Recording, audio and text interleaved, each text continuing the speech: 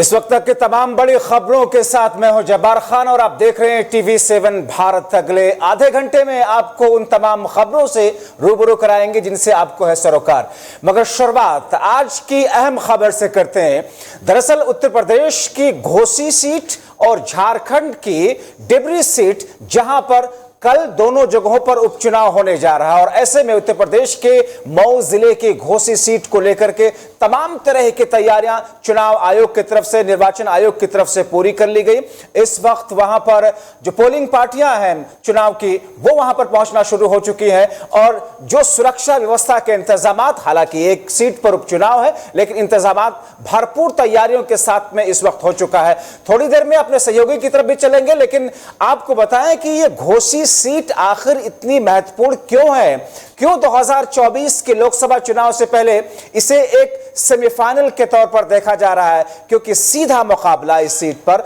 Samajwadi party और Bharatiya Janata party के बीच में है। समाजवादी पार्टी के प्रत्याशी को कांग्रेस समेत दूसरे विपक्षी गठबंधन ने सपोर्ट दिया है, तो भारतीय जनता पार्टी के साथ में ओम प्रकाश राजभर और साथ ही साथ में दूसरे तमाम के तमाम लोग हैं। लेकिन स्थिति क्या है, क्या इस सीट के नतीजे ये तय करेंगे दोनों सीट के कि 2000 का चुनाव किस तौर पर होगा। लेकिन रुख इस वक्त सीधे घोसी की तरफ करते हैं, जहां पर हमारे सहयोगी संजीव सिंह हमारे साथ जहां से जुड़ चुके हैं। संजीव, काउंटडाउन खत्म हो चुका है, लगभग कुछ घंटों के बाद में अब पोलिंग की शुरुआत हो जाएगी। स्थिति क्या है, सबसे पहले आपसे जानना चाहेंगे, एक ही सीट पर चुनाव है, किस किस्म की तैयारियां हैं, जो पोलिंग पार्टियां क्या वो पहुंच चुकी हैं वहां पर, क्या टाइमिंग रखा गया है इसकी पोलिंग के लिए?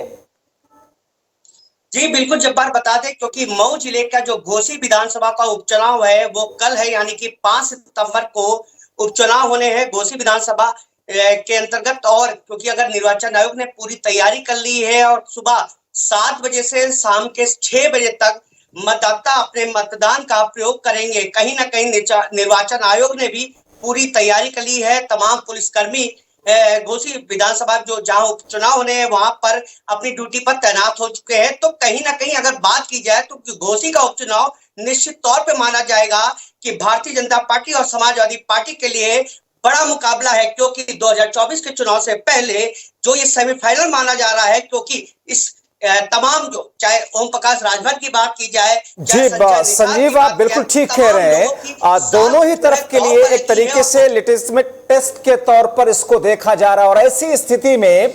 जो जमीनी हकीकत है, चूंकि दारा सिंह चौहान जो बीजेपी के प्रत्याशी हैं, 2022 में यही दारा सिंह समाजवादी पार्टी के प्रत्याशी थी और उन्होंने चुनाव जीता था वहां पर। फिर से ये यहां पर है, सुधाकर सिंह समाजवादी पार्टी की तरफ से हैं। क्या स्थितियां बन रही हैं, समीकरण जो वहां का है, क्या मुकाबला बराबर पर है या बाजी मारता हुआ कोई दल दिख रहा है इस वक्त?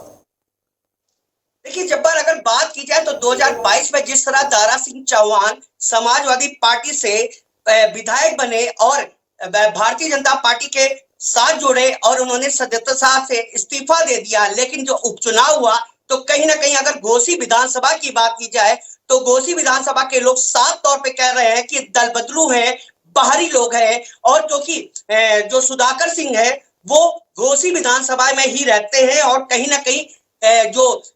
इनकी बात की जाए दारा सिंह चौहान की, तो दारा सिंह चौहान को लेकर के जो जमीनी रिपोर्ट जो सामने आ रही है, तो कहीं ना कहीं जो कार्यकर्ता है, जो लोग हैं, वो काफी नाराज है कि दल बदलू का जो इनको टैग मिल गया उसको लेकर के दारा सिंह चौहान के लिए काफी मशक्कत दिक्कतों का सामना करना, क्योंकि संजीव मुख्तार अंसारी के परिवार की तरफ से उनसे जुड़े हुए लोग भी इस चुनाव में प्रचार के लिए सपा के प्रत्याशी के लिए मैदान में उतरे थे। जी बिल्कुल, देखिए अगर बात की जाए तो कि सुधाकर सिंह समाजवादी पार्टी से प्रत्याशी हैं और दारा सिंह चौहान भारतीय जनता पार्टी से प्रत्याशी हैं। और शनिवार को मुख्यमंत्री योगी आदित्यनाथ भी का भी कार्यक्रम था, उन्होंने भी एक बड़ी सभा भी की। और अखिलेश यादव की बात की तो अखिलेश यादव भी लगातार तमाम जितने भी बड़े नेता हो, चाहे भारतीय जनता पार्टी के लोग हो, चाहे दोनों डिप्टी सीएम केशव प्रसाद मौर्य की बात की जाए, चाहे डिप्टी सीएम ब्रजेश पाठक की बात की जाए, दोनों डिप्टी सीएम लगातार विधानसभा में यानी कि दोनों तरफ से पूरी ताकत झोंक दी गई है इस विधानसभा के उपचुनाव को जीतने के लिए। बहुत शुक्रिया संजीव, इन तमाम जानकारी के लिए। आप निगाह बना करके रखें, कल सुबह यहां पर पोलिंग की शुरुआत होगी और उसके बाद में पल पल का अपडेट आप सब तक हम पहुंचाते रहेंगे। बहुत शुक्रिया संजीव इन तमाम जानकारी के लिए।